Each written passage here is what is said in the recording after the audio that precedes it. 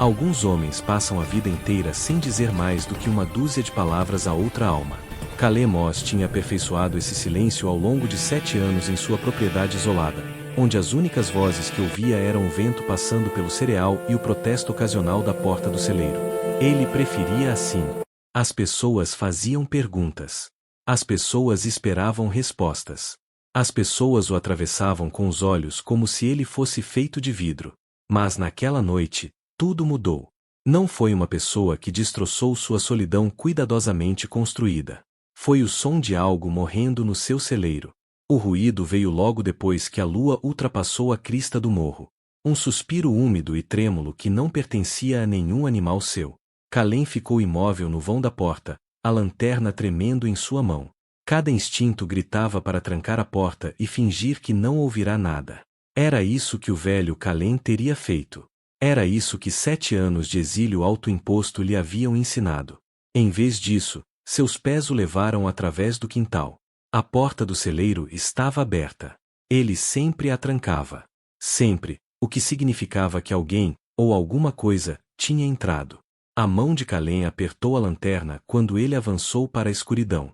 A chama projetava sombras selvagens contra as pilhas de feno e os estábulos vazios. Foi então que ele a viu. Ela jazia encolhida no canto como uma boneca quebrada, meio enterrada na palha solta.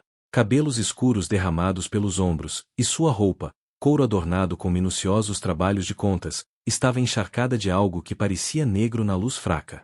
Sangue. Sangue demais. Seus olhos estavam fechados, a respiração fraca e irregular. Um mapache, a palavra atingiu-o como um soco. Calais vivia longe o suficiente dos assentamentos para evitar a maioria dos conflitos, mas até ele conhecia as tensões que fervilhavam por todo o território. Ele conhecia as histórias. Ele conhecia o medo. E sabia que abrigar alguém como ela, alguém claramente fugindo de alguma coisa, podia fazê-lo acabar enforcado ou pior. Ele deveria ter ido embora, deveria ter selado o cavalo e cavalgado até o posto mais próximo. Deveria ter deixado outra pessoa lidar com aquela situação impossível. Mas os olhos dela se abriram. Eles se fixaram nos dele com uma intensidade que o congelou onde estava. Sem medo, sem súplica, apenas uma avaliação silenciosa, como se estivesse medindo se valia a pena permanecer consciente na presença dele. Os lábios dela se moveram, formando palavras em um idioma que ele não compreendia. Então sua mão se mexeu, revelando algo riscado no chão de terra sob ela. Símbolos, marcas deliberadas feitas com a ponta do dedo mergulhada no próprio sangue. A garganta de Calais se fechou. Ela não estava apenas se escondendo. Estava deixando uma mensagem. Mas para quem? Para o seu povo. Para seus perseguidores. E por que ali? Por que no seu celeiro? Em sua terra. Na única noite em que ele realmente ouvirá a porta abrir. Ele se ajoelhou ao lado dela, a luz da lanterna refletindo na subida e descida fraca de seu peito, diminuindo a cada respiração. Ela precisava de ajuda. Ajuda de verdade.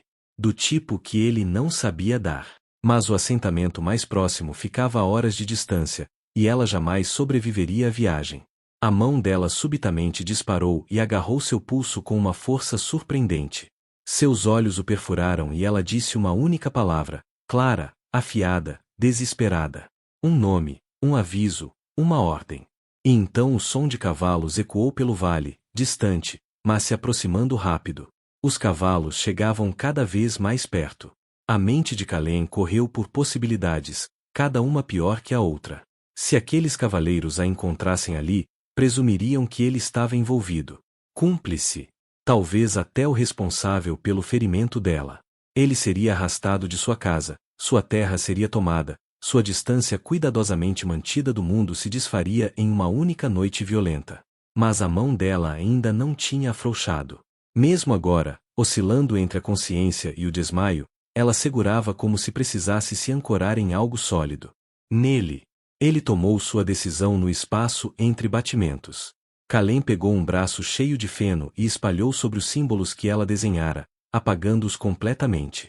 Depois a ergueu, surpreso com o quão leve ela era apesar da força em seu aperto, e a carregou para o fundo do celeiro, passando pelos estábulos vazios até o canto onde guardava os suprimentos de inverno. Um monte de sacos de grãos cobertos por uma lona formava um pequeno alvéolo natural. Ele a colocou atrás deles, puxou a lona para baixo formando uma cortina improvisada e pressionou a mão gentilmente sobre o ombro dela. Os olhos dela se abriram de novo. Dessa vez, um lampejo de compreensão brilhou ali. Ela sentiu uma única vez, depois ficou imóvel. Kalem saiu do celeiro exatamente quando 3 cavaleiros surgiram no alto da crista. Não usavam uniformes nem distintivos, nada que os marcasse como autoridades. Apenas homens com rifles e expressões duras, do tipo que fazia perguntas com as mãos em vez da boca. O cavaleiro da frente puxou as rédeas, seu cavalo bufando e batendo as patas. Era mais velho, com uma cicatriz que dividia sua sobrancelha esquerda ao meio. Viu alguém passar por aqui? A garganta de Kalem apertou. Falar com estranhos, seu pior pesadelo tornado real. Ele se forçou a balançar a cabeça, mantendo os olhos baixos como sempre fazia. Não se faça de idiota. O cavaleiro inclinou-se na cela. Uma mulher apache. Ferida. Ela não pode ter ido longe.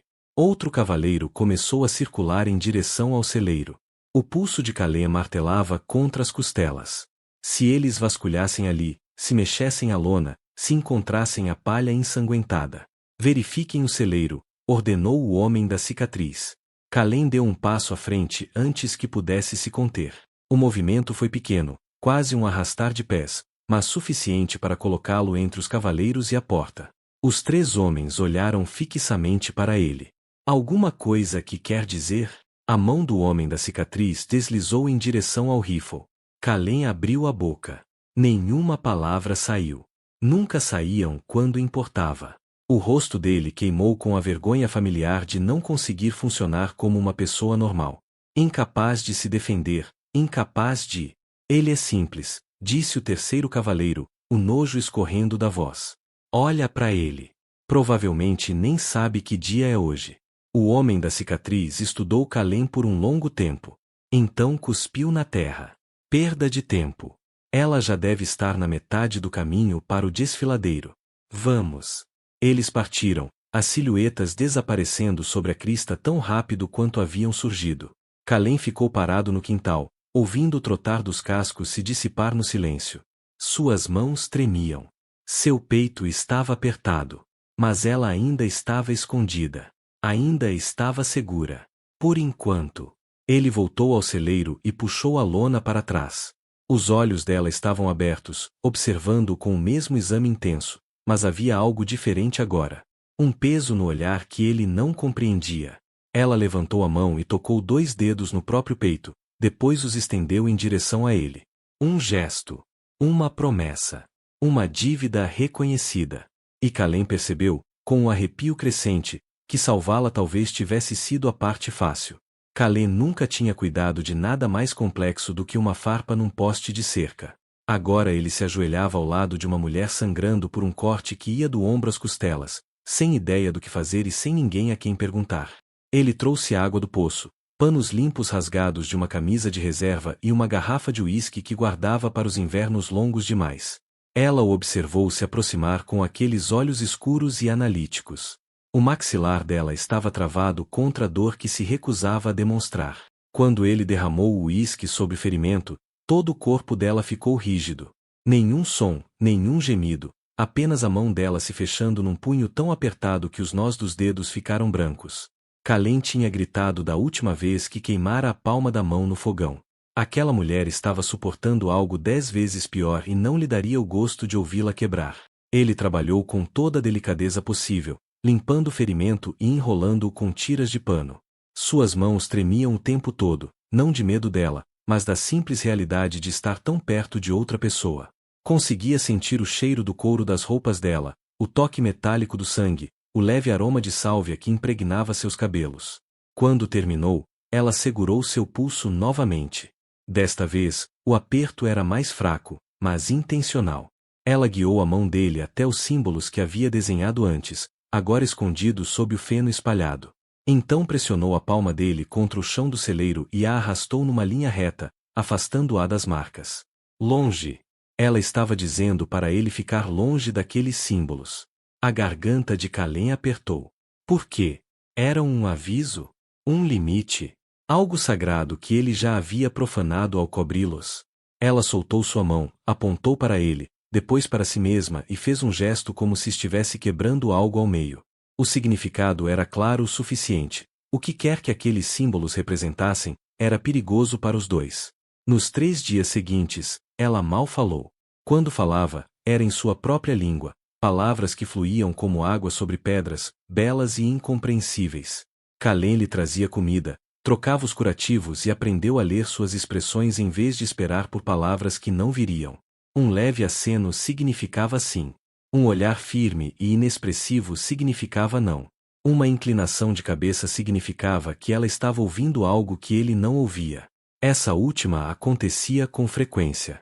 Ela ficava imóvel como a morte, os olhos fixos na parede do celeiro, a respiração curta. Depois relaxava, satisfeita de que o que quer que tivesse escutado não representava ameaça. Kalem começou a ouvir também, se esforçando para captar os sons que a deixavam alerta. Cavaleiros ao longe, o estalo de galhos, o grito de um falcão que talvez nem fosse um falcão. Estava aprendendo a língua dela sem palavras. E, de algum modo, impossivelmente, ela estava aprendendo a dele. Na manhã do 4º dia, ele levou o café da manhã e a encontrou sentada, ereta, o curativo removido, examinando o ferimento com olhar crítico. Tinha fechado bem. Sem infecção. Ela cicatrizaria deixando apenas uma marca. Ela olhou para ele e disse uma única palavra em inglês. Pesadamente acentuada, mas inconfundível. Kalem. O nome dele. Ela sabia o nome dele, mas ele nunca o tinha dito. Nunca o dissera a ninguém ali, o que significava que ela estivera consciente o suficiente, alerta o suficiente para vasculhar seus pertences enquanto ele dormia, para descobrir quem ele era enquanto ele pensava que ela estava indefesa. A constatação deveria tê-lo aterrorizado. Em vez disso, pareceu ser visto pela primeira vez em 7 anos. Ela se levantou, testou o peso nas pernas e assentiu para si mesma.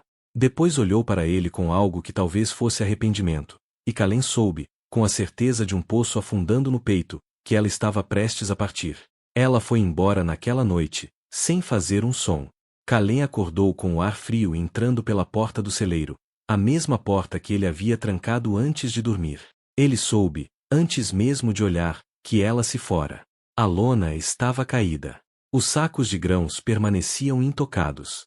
O lugar onde ela havia permanecido por 4 dias mostrava apenas uma leve marca na palha. Mas ela deixará algo para trás. Um pequeno saco de couro repousava sobre a caixa virada que ele usará como mesa improvisada. Dentro, encontrou ervas secas que não reconhecia, um pedaço de turquesa esculpida do tamanho de uma unha e uma única pena amarrada com tendão.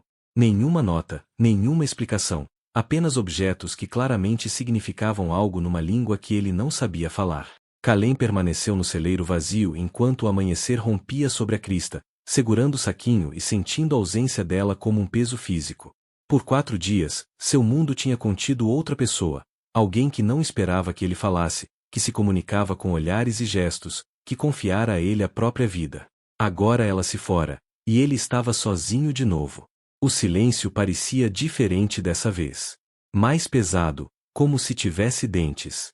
Ele passou pelas rotinas mecanicamente, alimentou os cavalos, verificou a cerca, tirou água do poço. Mas seus olhos sempre voltavam para Krista, esperando meio ver a silhueta dela contra o céu ou, pior, ver aqueles cavaleiros voltando com perguntas que ele ainda não conseguia responder. 3 semanas passaram, depois 4. O corte em sua palma, que ele fizera consertando um portão, cicatrizou mais rápido do que o estranho vazio em seu peito. Pegava-se ouvindo por sons que nunca vinham, o farfalhar de alguém no celeiro, o ritmo de uma língua que ele não entendia, o peso de olhos observando-o trabalhar. Começou a falar sozinho só para quebrar o silêncio. Narrava suas ações como um tolo. Verificar o portão do curral. Precisa de uma dobradiça nova. Talvez 2. A própria voz soava estranha, como se pertencesse a outra pessoa. À noite, tirava o saco de couro e examinava seu conteúdo à luz da lamparina, tentando decifrar seu significado. Remédio. Uma bênção. Pagamento pelos serviços. Ou algo completamente diferente, algo que exigia sabedoria que ele jamais teria.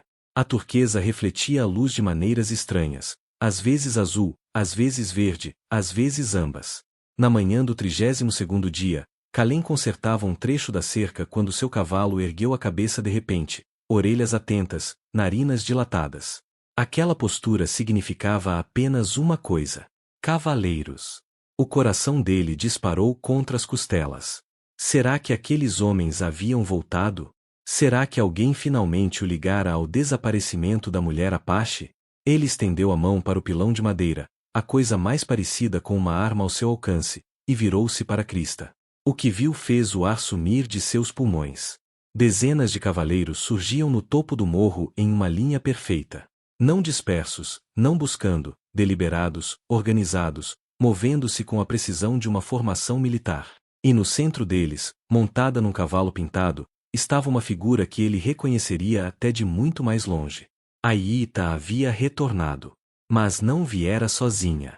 Trazia consigo o que parecia metade de sua tribo, guerreiros em trajes completos, cavalos enfeitados com penas e contas, portando lanças que captavam o sol da manhã como chamas. Não estavam atacando. Não estavam investindo. Aproximavam-se de sua propriedade com a formalidade de uma delegação. E Calém, que não falará mais do que uma dúzia de palavras para outra alma em 7 anos, ficou paralisado no quintal enquanto uma inteira força de guerra Apache avançava em silêncio absoluto. Eles pararam a uns 50 metros da cerca da propriedade, sem avançar, sem recuar, apenas esperando, em formação perfeita, seus cavalos imóveis como estátuas. As pernas de Calém se recusaram a se mover. Sua mente gritava para correr, se esconder, fazer qualquer coisa que não fosse ficar ali como um alvo. Mas seu corpo havia travado do jeito que sempre acontecia quando se via diante de mais de uma pessoa ao mesmo tempo. E aquilo não era uma pessoa. Era um exército. Aíta desmontou primeiro. Mesmo à distância, ele reconheceu seu jeito de se mover. Deliberado, controlado, totalmente recuperado. Da última vez que a vira, ela estava fraca e sangrando. Agora carregava o corpo como alguém que jamais conhecera um momento de vulnerabilidade na vida. 2 homens mais velhos desmontaram ao lado dela. Um carregava um longo bastão decorado com penas. O outro vestia roupas mais elaboradas que as dos demais, o peito adornado com trabalhos intricados de miçangas e algo que parecia ser ornamentos de osso. Um líder, talvez o pai dela. Eles começaram a caminhar em direção a ele. A garganta de Calém se fechou completamente. Ele não teria conseguido falar nem se sua vida dependesse disso, e talvez dependesse.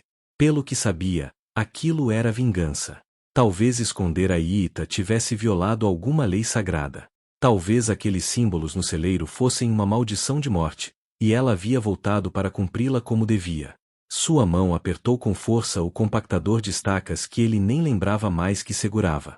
Uma defesa patética contra 3 dúzias de guerreiros. Mas era tudo o que tinha. Aíta chegou primeiro à cerca e parou. Ela olhou para ele com aqueles mesmos olhos intensos. Mas algo havia mudado. A avaliação tinha desaparecido. Em seu lugar havia algo que parecia quase nervosismo, o que não fazia nenhum sentido. Ela comandava guerreiros. Ele mal conseguia manter uma conversa com seu próprio cavalo. O homem mais velho, o do bastão, deu um passo à frente e falou em inglês fortemente acentuado. Você é Calém Moss. Você é dono destas terras. Não era uma pergunta, mas Calém assentiu mesmo assim. Suas mãos tremiam visivelmente agora. Ele torceu para que eles não percebessem. Meu nome é Kuruk. Eu falo pelo nosso povo. O velho gesticulou para o guerreiro ricamente vestido. Este é Takakota, líder de nosso bando. E você conhece Aíta, filha de Takakota, guerreira de nossa tribo. Filha. Claro. Isso explicava a procissão formal. Tinham vindo exigir justiça, retribuição. Um homem branco escondendo a filha do líder só poderia significar uma coisa para eles. Ela nos contou o que você fez, continuou Kuruk. O coração de Calém martelou tão forte que ele achou que podia quebrar suas costelas. Você lhe deu abrigo quando ela não tinha nenhum. Arriscou sua vida quando homens armados vieram procurá-la. Não pediu nada, não esperou nada, e quando ela teve forças para partir, você não tentou impedi-la. O velho fez uma pausa, deixando as palavras assentarem. Em nossa tradição, tais ações criam um vínculo, uma dívida que deve ser honrada. Mas Aíta não deseja retribuir essa dívida da maneira dos guerreiros, com bens ou serviços.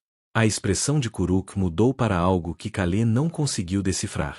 Ela deseja honrá-la com o coração. Aíta deu um passo à frente. Levou a mão ao pescoço e retirou um colar, turquesa e prata, claramente precioso. Então fez algo que deixou a mente de Kalê completamente vazia. Ela se ajoelhou. Não um agachamento, não um tropeço. Ajoelhou-se de forma deliberada, formal, na poeira de seu quintal, a cabeça inclinada, o colar estendido nas duas mãos como uma oferta. Kuruk falou novamente, a voz ecoando pelo vale silencioso. Aíta, filha de Takakota, pede a sua mão segundo o costume de nosso povo. Ela se oferece como esposa, como parceira, como aquela que ficará ao seu lado por todos os dias em que ambos caminharem nesta terra. O mundo inclinou de lado. Kalê não conseguia respirar, nem pensar, nem processar o que estava ouvindo. 3 dúzias de guerreiros Apache o observavam em silêncio absoluto, esperando por uma resposta que ele não fazia ideia de como dar. Casamento. A palavra ricocheteou em seu crânio como um pássaro preso. Ela estava pedindo para se casar com ele na frente do pai, da tribo inteira, de guerreiros que poderiam cortá-lo em pedaços antes que ele desse 3 passos. Isso tinha que ser um teste. Algum tipo de prova Apache em que a resposta errada significava execução imediata. Talvez tivessem ordenado que ela fizesse aquilo. Talvez o pai dela tivesse exigido que a dívida fosse paga dessa forma e ela estivesse tão presa quanto ele. Mas quando Kalê forçou-se a olhar para ela, realmente olhar, não viu ressentimento em sua postura, nem vergonha. Ela se ajoelhava em seu quintal com a cabeça baixa, oferecendo-se livremente. E a única emoção visível em seu rosto era esperança. Esperança de que ele dissesse sim. Sua boca se abriu. Nada saiu. 7 anos de silêncio autoimposto haviam calcificado sua voz em algo inútil. Ele tentou de novo, empurrando o ar através do nó em sua garganta. Eu. A palavra saiu como um coacho. Eu não. Aíta levantou levemente a cabeça. Seus olhos encontraram os dele. E naquele momento, Kalê viu além da guerreira, além da filha de um chefe, além da mulher que sangrara em seu celeiro. Viu alguém que entendia o que significava ser isolado, ser diferente, se comunicar de formas que não dependiam de palavras. Ela o escolhera. Não porque precisava. Não porque a tradição exigia. Mas porque, em 4 dias de silêncio e convivência, ela vira algo nele que valia a pena guardar. Por quê? A palavra escapou antes que ele pudesse impedir. Kuruk traduziu. Aíta respondeu na própria língua, a voz firme e clara. O velho ouviu, então se voltou para Kalê. Ela diz, você lhe deu segurança quando tinha todo motivo para temer. Tocou suas feridas com mãos suaves quando outros homens teriam se aproveitado. Não pediu nada e esperou menos ainda. Kuruk fez uma pausa. Ela diz que você é o primeiro homem que a viu sem tentar torná-la menor, e isso vale mais do que todos os guerreiros de nossa tribo juntos. A visão de Kalê ficou turva. Ele não estava chorando. Passará 7 anos sem chorar, mas seus olhos queimavam mesmo assim. Eu não posso. Ele forçou as palavras. Não sei como ser marido. Eu mal sei falar com pessoas. Kuruk traduziu. A resposta de Aíta veio imediata. Ela diz que não precisa de palavras. Precisa de alguém que não fuja quando ela sangra. Alguém que fique entre ela e o perigo mesmo quando suas mãos tremem. Alguém cujo primeiro instinto seja a proteção, não a posse. O velho suavizou a expressão. Ela diz, você já provou ser digno. A cerimônia é apenas formalidade. Atrás de Aíta, Takakota permanecia sem expressão. Mas sua mão repousava sobre a arma ornamentada em seu cinto. Não em ameaça, apenas presente. Um lembrete de que aquele momento carregava um peso que ia além do romance. A resposta de Kalê forjaria ou romperia uma ligação entre 2 mundos que raramente se encontravam sem derramamento de sangue.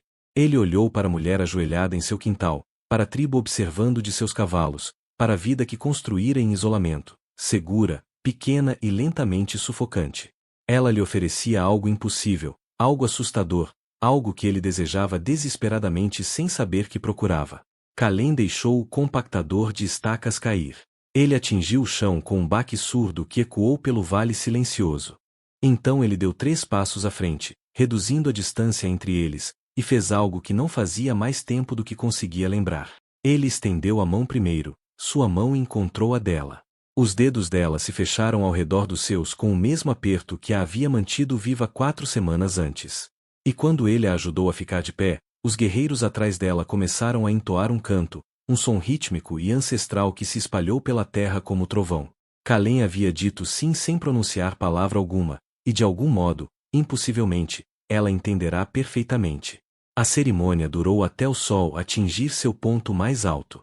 Kalem não compreendeu quase nada.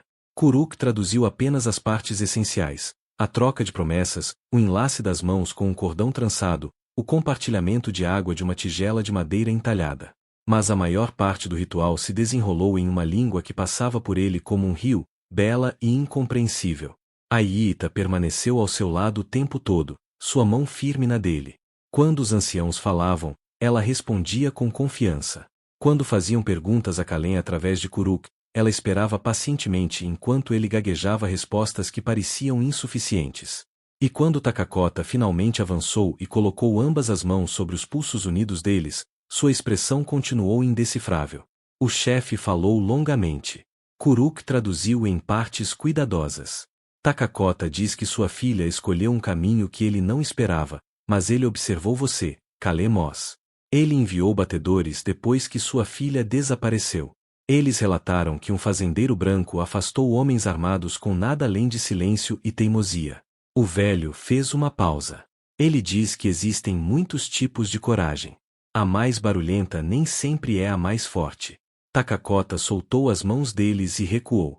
Os guerreiros baixaram as lanças em uníssono.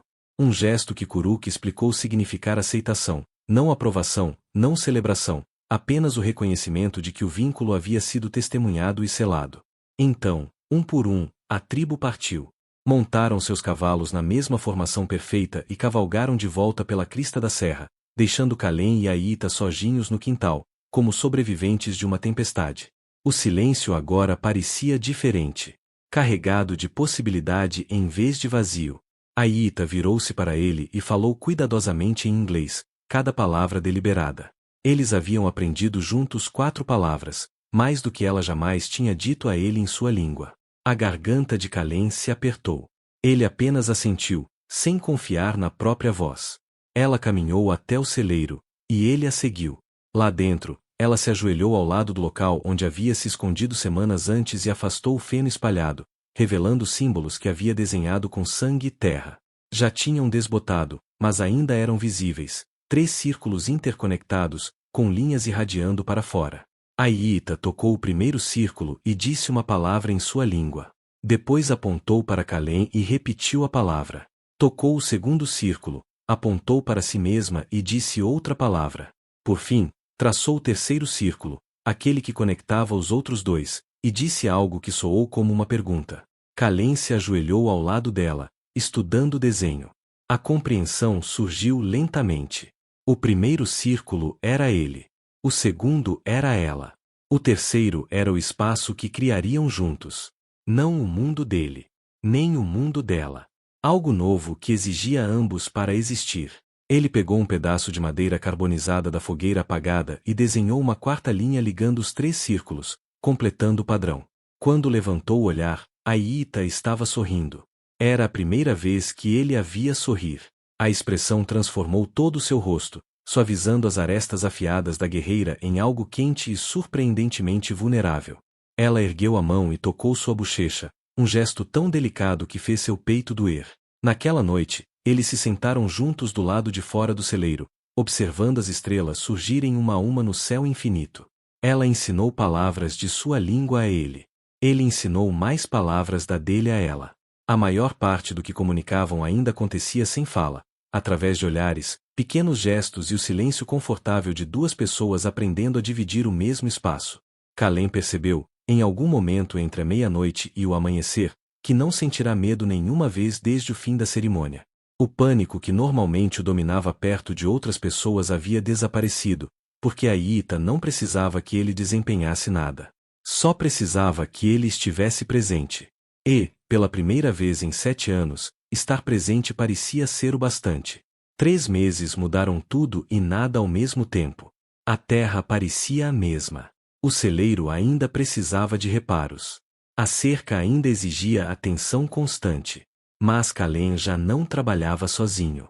Aíta se movia por seu mundo como se sempre tivesse pertencido a ele, ensinando-lhe eficiências que ele jamais havia considerado e aprendendo seus métodos com a paciência de quem entendia que mudança leva tempo. Ela era a melhor caçadora. Ele era o melhor plantador. Juntos, mantinham a propriedade funcionando de forma mais suave do que jamais havia funcionado quando ele carregava tudo sozinho. A primeira vez que cavaleiros apareceram na crista da colina, o velho pânico de Kalem tentou ressurgir, mas Aíta simplesmente ficou ao lado dele, sua mão pousada em seu ombro, e o medo se dissolveu. Os cavaleiros acabaram sendo comerciantes procurando um atalho para o próximo assentamento. Kalem conseguiu lhes dar direções sem que sua voz falhasse uma única vez. Pequenas vitórias, mas elas se acumulavam. Kuruk visitou 2 vezes, trazendo suprimentos e notícias da tribo. Ele ensinou mais da língua deles a Kalem e elogiou o crescente domínio de Aíta sobre o inglês. Em sua segunda visita, ele examinou os símbolos no celeiro e assentiu, aprovando. Você entendeu, disse simplesmente. Poucos entenderiam. O colar de turquesa que Aíta oferecerá durante o pedido agora pendia sobre a porta deles. Ela explicará, com palavras cuidadosas e gestos pacientes, que ele pertencera à sua avó, uma mulher que também havia se casado fora da tradição e construído uma vida que honrava 2 mundos em vez de escolher apenas um.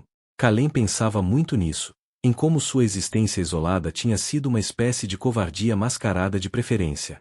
Como a chegada de Aíta o obrigara a escolher entre a segurança da solidão e o risco da conexão. Ele havia escolhido o risco, e isso lhe dera tudo. Numa noite, enquanto eles estavam sentados do lado de fora, vendo o sol pintar as montanhas de ouro, Aíta se apoiou em seu ombro e falou em inglês. Happy. Uma palavra, mas que continha um universo de significado. Ele era feliz? Aquela vida era suficiente. Ele se arrependia da escolha? Kalem virou-se para olhar para ela, a mulher que sangrara em seu celeiro e retornará com o exército, a guerreira que se ajoelhara na poeira e se oferecerá livremente, a pessoa que vira valor em um homem com medo até de falar e decidirá que ele valia a pena. Yes, disse ele. A palavra saiu fácil. Sem gaguejar, sem hesitação. Happy, ela repetiu, sorrindo aquele sorriso raro e transformador, e se aninhou ainda mais perto dele. Ao longe, um falcão gritou. O vento passou pela relva. O mundo continuou seu movimento interminável. Mas Kalem não estava mais contando as maneiras como havia falhado. Ele estava contando os momentos em que havia vencido. Os dias em que acordara ao lado de alguém que entendia o silêncio como uma linguagem, e não como um defeito. As noites em que adormecera sem o peso esmagador da solidão pressionando seu peito. Há 7 anos, ele escolhera desaparecer, tornar-se invisível, existir nas margens onde as pessoas não podiam machucá-lo.